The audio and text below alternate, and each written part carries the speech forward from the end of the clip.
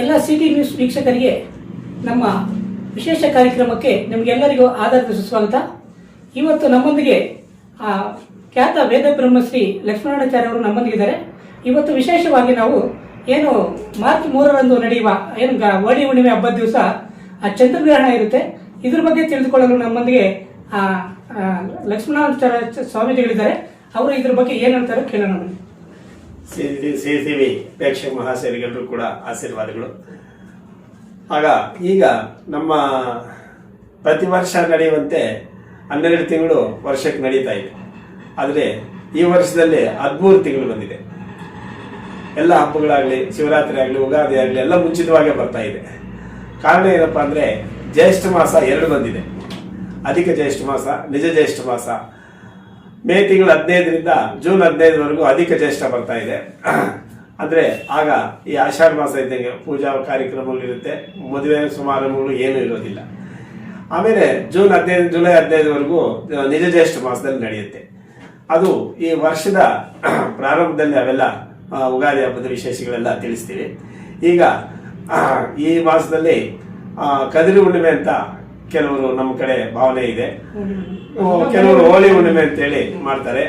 ಕೆಲವರು ಇನ್ನ ವಿಶೇಷವಾಗಿ ಎಲ್ಲಾ ನರಸಿಂಹಸ್ವಾಮಿ ದೇವಸ್ಥಾನದಲ್ಲಿ ರಥೋತ್ಸವಗಳಿರುತ್ತೆ. ಈ ಮಾಸದಲ್ಲಿ ನರಸಿಂಹಸ್ವಾಮಿ ದೇವಸ್ಥಾನಗಳಲ್ಲೇ ಹೆಚ್ಚಾಗಿ ಪೂಜೆ ನಡೆಯೋದು ಕೂಡ. ಇಲ್ಲ ನಮ್ಮ ಕೋಟೆಗಳಲ್ಲಿ ಇರ್ಬೋದು, ಕದ್ರಿ ಲಕ್ಷ್ಮೀನರಸಿಂಹ ಸ್ವಾಮಿ ದೇವಸ್ಥಾನ ಇರ್ಬೋದು, ಈ ಕಡೆ ಎಲ್ಲ ಲಕ್ಷ್ಮೀನರಸಿಂಹ ಸ್ವಾಮಿ ದೇವಸ್ಥಾನಗಳಿರುತ್ತೆ. ಮತ್ತೆ ಇದು ನಮ್ದು ಇದೆಯಲ್ಲ, ಎಲ್ಲ ನರಸಿಂಹಸ್ವಾಮಿ ದೇವಸ್ಥಾನಗಳಲ್ಲಿ ಕೂಡ ಅವತ್ತೇ ವಿಶೇಷ ಇರುತ್ತೆ. ಅದು ಗಡಿವಾರಲ್ಲಿ ಲಕ್ಷ್ಮೀನರಸಿಂಹ ಸ್ವಾಮಿ ದೇವಸ್ಥಾನ ಬೆಳಗಿನ ರಥ ನಡೆಯುತ್ತೆ, ವಿಶೇಷ ಅವತ್ತು. ಈ ಮಾಸದಲ್ಲಿ ಏನು ವಿಶೇಷ ಅಂದ್ರೆ ಹುಣ್ಣಿಮೆ ದಿವಸ ಮಂಗಳವಾರ 3ನೇ ತಾರೀಕು ಈ ಪೌರ್ಣಮಿ ದಿನ ಈ ಎಲ್ಲ ವಿಷ್ಣು ಕ್ಷೇತ್ರಗಳೆಲ್ಲ ನರಸಿಂಹಸ್ವಾಮಿ ಕ್ಷೇತ್ರಗಳಲ್ಲಿ ಈ ರಥೋತ್ಸವ ನಡೆಯುತ್ತೆ. ಆದರೆ ಆ ದಿನ ನಮಗೆ ಗ್ರಹಣ ಬಂದಿದೆ. ಗ್ರಹಣ 2:50 ನಿಮಿಷದಿಂದ 6:50 ನಿಮಿಷದವರೆಗೆ ಇರುತ್ತೆ. ಮಧ್ಯಾಹ್ನ ಪ್ರಾರಂಭ ಆಗುತ್ತೆ. ಇಳಿಯೋದು ಬೇರೆ ದೇಶದಲ್ಲೆಲ್ಲ ಕಾಣಿಸುತ್ತೆ, ಬಿಡೋದು ಮಾತ್ರ ನಮ್ಮ ದೇಶದಲ್ಲಿ ನಮ್ಗೆ ಕಾಣಿಸುತ್ತೆ. ಹಂಗಾಗಿ ನಮ್ಮ ಭಾರತಕ್ಕೆ ಕೂಡ ಈ ಚಂದ್ರಗ್ರಹಣ ಉಂಟು. ಹಂಗಾಗಿ ತಿರುಮಲ ದೊಡ್ಡ ದೊಡ್ಡ ದೇವಸ್ಥಾನಗಳೆಲ್ಲ ಬೆಳಗ್ಗೆ 6ರಿಂದ ಮಾರನೇ ದಿನ 6 ಗಂಟೆವರೆಗೂ ಮುಚ್ಚುತ್ತಾ ಇದ್ದಾರೆ. ಎಲ್ಲ ವಿಶೇಷವಾಗಿ ವರದಿ ಮಾಡಿದ್ದಾರೆ ಅವರೆಲ್ಲ. ಹಂಗಾಗಿ ನಮ್ಮ ಕರ್ನಾಟಕದಲ್ಲಿ ನಮ್ಮ ಆಡಳಿತ ಪಕ್ಷದಿಂದ ಧಾರ್ಮಿಕ ಕ್ಷೇತ್ರದ ಕಮಿಷನರ್ ಅವರೆಲ್ಲ ಸೇರಿ ದಿನ ಹುಣ್ಣಿಮೆ ದಿನ ರಥೋತ್ಸವಗಳು ನಿಲ್ಲಿಸಿದ್ರೆ ನಮ್ಮ ದೇಶಕ್ಕೆ ಕ್ಷಾಮ ಉಂಟಾಗುತ್ತೆ, ಇಲ್ಲ ದೇವರ ಕಾರ್ಯ ನಡೆಸಲೇಬೇಕು ಅಂತೇಳಿ ಆದೇಶವನ್ನು ಹೊರಡಿಸಿದ್ದಾರೆ. ಏನಂದ್ರೆ ಬೆಳಗ್ಗೆನೆ 11:30 ಒಳಗಾಗಿ ಎಲ್ಲ ಸೇವೆಗಳು ಮುಗಿಬೇಕು. ಆಮೇಲೆ ಎಲ್ಲ ಯಾರು ಕೂಡ ಇದನ್ನ ರಥೋತ್ಸವಗಳಾಗ್ಲಿ ಇದಾಗ್ಲಿ ಪೂಜಾ ಕಾರ್ಯಕ್ರಮಗಳು ಯಾವ ನಿಲ್ಲಿಸಬಾರ್ದು ಅಂತೇಳಿ ಅವರು ಹೊರಡಿಸಿರುವಂತ ಆದೇಶದ ಮೇರೆಗೆ ನಾವು ಬೆಳಗ್ಗೆ ಕೂಡ ಎಲ್ಲಾ ದೇವಸ್ಥಾನದಲ್ಲಿ 7 ಗಂಟೆಗೆ ರಥಗಳಿಗೆ ಕಲಶ ಸ್ಥಾಪನೆ, 8 ಗಂಟೆಗೆ ಭಗವಂತನ ಅದರಲ್ಲಿ ಕುಳಿಸಿ ರಥೋತ್ಸವಗಳು ಮುಗಿಸಿ 11:30ವರೆಗೆಲ್ಲ ಸ್ವಾಮಿ ಯಥಾಸ್ಥಾನವಾಗಿ ಬಂದು 12 ಗಂಟೆಗೆ ಬಾಗಿಲಾಗ್ಬಿಡ್ತೀವಿ. ಗ್ರಹಣದ 3 ಗಂಟೆ ಮುಂಚೆ ಎಲ್ಲ ಕ್ಲೋಸ್ ಇದೆ. ರಥೋತ್ಸವಗಳು ನಡೀತೆ ಅವೆಲ್ಲ ಮಧ್ಯಾಹ್ನದ ಒಳಗಡೆ ನಡೀಬೇಕು, 11:30 ಮುಗಿಸ್ಬೇಕು. ಆಮೇಲೆ ಏನು ಇರಬಾರ್ದು ಅಂತೇಳಿ ಮತ್ತೆ 2 ಗಂಟೆ ಮೇಲೆ ಗ್ರಹಣ ಶುರು ಆಗೋದ್ರಿಂದ ಅಷ್ಟೊಳಗಡೆ ಎಲ್ಲ ಆ ರಥೋತ್ಸವಗಳು ಪೂರ್ಣಗೊಳ್ಬೇಕು ಅನ್ನೋದು ಆದೇಶ. 11 ಗಂಟೆ 11:30 ಮುಗಿಸ್ಬಿಡ್ಬೇಕು ಅಂತೇಳಿ ಆದೇಶ ಆಗಿದೆ. ಮತ್ತೆ ಈ ಗ್ರಹಣ ಕಾಲದಲ್ಲಿ ಸಮಯ ಜನಗಳು ಏನೇನು ಪಾಲಿಸಬೇಕು ಅದನ್ನ ಸ್ವಲ್ಪ ಅದು ಆರೋಗ್ಯವಾಗಿ ಇರುವಂತ ಮನುಷ್ಯ ಜನರೆಲ್ಲರೂ ಕೂಡ ಗ್ರಹಣದ ಬಗ್ಗೆ ಆಚರಣೆ ಮಾಡೋದು ತುಂಬಾ ಒಳ್ಳೆಯದು. ಅವ್ರಿಗೆ ಮುಂದೆ ಶ್ರೇಯಸ್ 100 ವರ್ಷ ಬದುಕುವಂತ ಇದಿರುತ್ತೆ ಅವ್ರಿಗೆ. ಆ ಸಮಯದಲ್ಲಿ ಯಾರಾದ್ರೂ ಆಹಾರವನ್ನು ಸೇರಿಸಿದ್ರೆ ಅದು ಪಾಷಾಣ ವಿಷ ಆಗೋಗ್ಬಿಡುತ್ತೆ.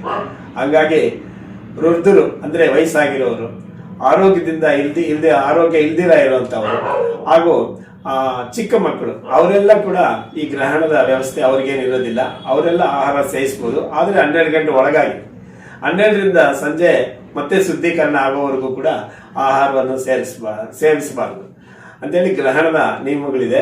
ಅದನ್ನು ಪಾಲಿಸಿದ್ರೆ ತುಂಬಾ ಒಳ್ಳೆಯದು ನಮ್ಗೆ. ಮತ್ತೆ ಗ್ರಹಣ ಕಾಲದಲ್ಲಿ ವಿಶೇಷವಾಗಿ ಗರ್ಭಿಣಿ ಮಹಿಳೆಯರಿರ್ತಾರೆ, ಅವರಿಗೆಲ್ಲ ಏನೆಲ್ಲ ಕೇಳ್ತೀರಾ ಆ ಗರ್ಭಿಣಿ ಮಹಿಳೆಯರಿಗೆ? ಅದು ನಮ್ಗೆ ಈ ರಾಹು ದಶೆ ಚಂದ್ರನಿಗೆ ಇಳಿಯೋದ್ರಿಂದ ಅಲ್ಲಿ ಏನಾಗತ್ತಪ್ಪ ವಿಶೇಷ ಅಂದ್ರೆ ಈ ಗ್ರಹಣದಲ್ಲಿ ಆ ಕಿರಣಗಳೇನಾದ್ರೂ ಈ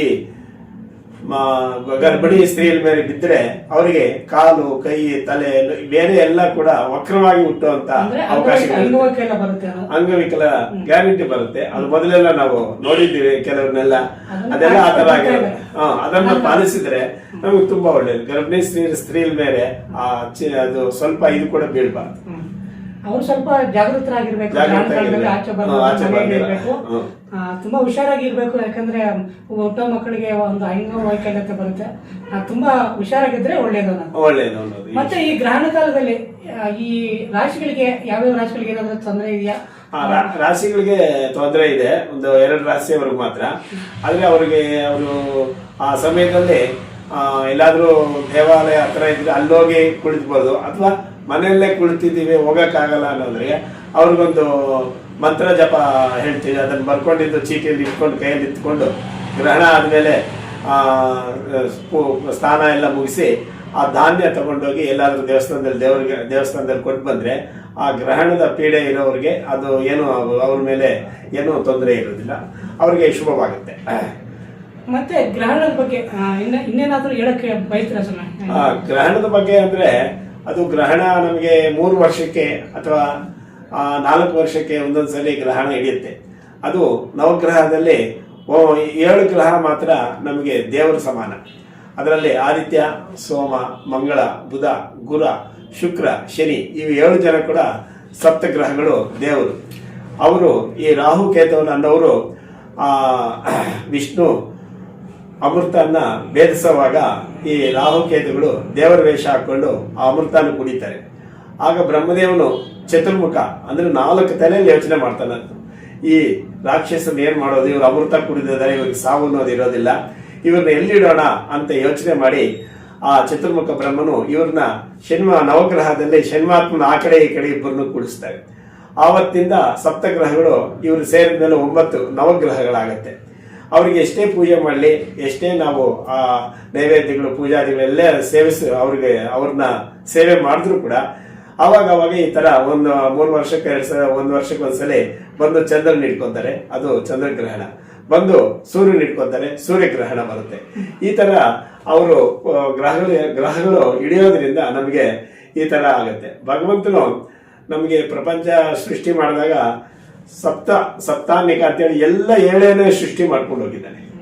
ಏನು ಮಾಡಿದ್ದಾನೆ ಅಂದ್ರೆ ಸಪ್ತ ಋಷಿ ಮಂಡಲ, ಸಪ್ತ ಸ್ವರಗಳು, ಸಪ್ತ ಗಿರಿ ಅಂದ್ರೆ ನಮ್ಮ ಇಂಕೋಣ ಸ್ವಾಮಿ ಇರುವಂತಹ 7 ಗಿರಿ, ಸಪ್ತ ನದಿಗಳು, ಸಪ್ತ ಸಮುದ್ರಗಳು, ಸಪ್ತ ಮಾತೃಕಗಳು ಅಂತೇಳಿ ಎಲ್ಲ 7 ಭಗವಂತನ ಸೃಷ್ಟಿ ಮಾಡ್ಕೊಂಡು ಹೋಗಿದ್ದಾನೆ.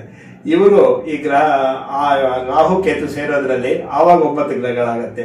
ಈ ಸೃಷ್ಟಿಯಲ್ಲಿ ವಿರೋಧವಾಗಿರುವಂತಹ ಇವರಿಬ್ರು ಇವರು ಬಂದು ಆ ಸೂರ್ಯ ಚಂದ್ರನ ಹಿಡ್ಕೊಂಡವಾಗ ನಮಗೆ ಗ್ರಹಣ ಹಿಡಿಯುತ್ತೆ. ಆಗ ಮನೆ ದೇವರು ಎಲ್ಲ ಸುದ್ದಿ ಮಾಡಿ ಆಮೇಲೆ ಆಹಾರ ಸೇರಿಸಿದ್ರೆ ತುಂಬಾ ಒಳ್ಳೆಯದು ಅಂತೇಳಿ ಈ ಗ್ರಹಣ ಆಚರಣೆ ದೊಡ್ಡವರು ಆಚರಣೆ ಮಾಡ್ಕೊಂಡು ಬಂದಿದ್ದಾರೆ.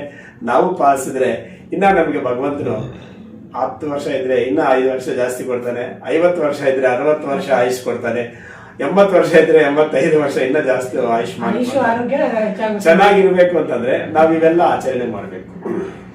ಓಕೆ ವೀಕ್ಷಕರೇ, ಏನು ಮಾರ್ಚ್ 3ರ ಹೋಳಿ ಹುಣ್ಣಿಮೆ ಹಬ್ಬದ ದಿವಸ ಚಂದ್ರಗ್ರಹಣ ಬರ್ತಾ ಇಡ್ತಾ ಇದೆ. ಇದ್ರ ಬಗ್ಗೆ ವಿವರವಾಗಿ ತಿಳಿಸ್ಕೊಟ್ಟಂತ ನಮ್ಮ ಸ್ವಾಮೀಜಿಗಳಿಗೆ ನಮ್ಮ ಸಿಟಿ ನ್ಯೂಸ್ ಯೂಟ್ಯೂಬ್ ಚಾನಲ್ ಪರವಾಗಿ ಅನಂತ ಧನ್ಯವಾದಗಳು. ನಮಸ್ಕಾರ.